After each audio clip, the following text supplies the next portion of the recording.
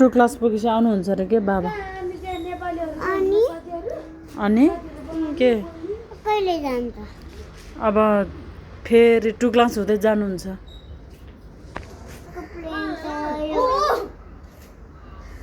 plain गइसक्यो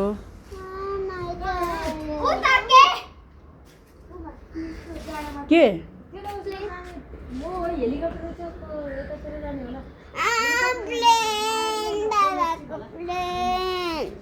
अरे गइसक्यो काम कहाँ छ